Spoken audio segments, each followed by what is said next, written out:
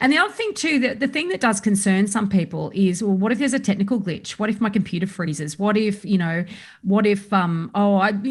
know how What if I to lose my press. internet access? Yeah, and I can tell you right now, once you're registered, they won't let that thing be sold until they've been made contact with you.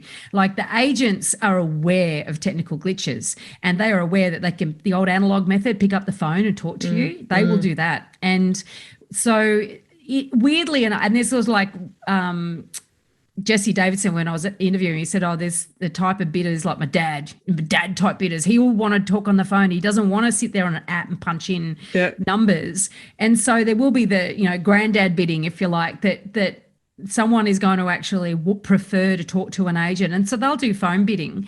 They can still register, but they'll do phone bidding with the agent. So those agents won't let the fact that technology sometimes has little failures or the internet might drop out. They won't let that get in the way. The only way that they'll get in the way is if someone's in the middle of an eBay auction. But even then, I've heard of people picking up the phone and talking to the agent, and so they can put a halt on it. They can do all sorts of things in the back end, and they will make sure that if you are there ready, willing and able and can sign a check, so to speak, then they will allow you to bid, and they will do everything they can to allow you to bid.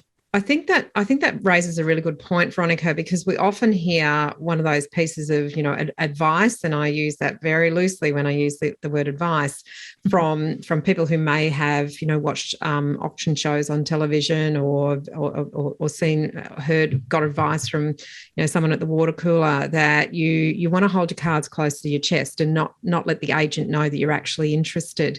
This is a classic example of where you need to make sure the agent knows that you are interested, because if you haven't expressed interest and you're trying to sort of slide in very quietly and you're just hoping to swing in at the end and make a knockout bid and purchase it.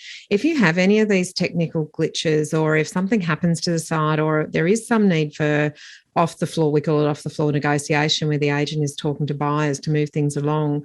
If any of these things happen and you haven't shown your hand to a degree, and I don't mean your whole hand, but at least expressed interest to the agent, then that agent isn't going to talk to you, and you may miss the opportunity to actively be involved in any kind of off the platform discussions, or receive phone calls if something's moving along, if there's a technical glitch, if you're sitting there at a frozen screen and thinking, oh, no one else is bidding, I might have this, and your screen's frozen, you have no idea what's going on.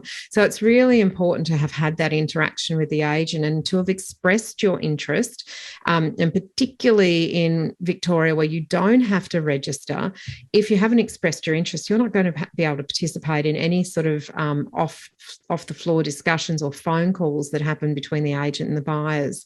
So the right amount of cards close to your chest, but don't hold the whole deck close to your chest, because one of those cards actually might be the one that you need to show to the agent to actually get them to interact with you, for you to be the successful buyer.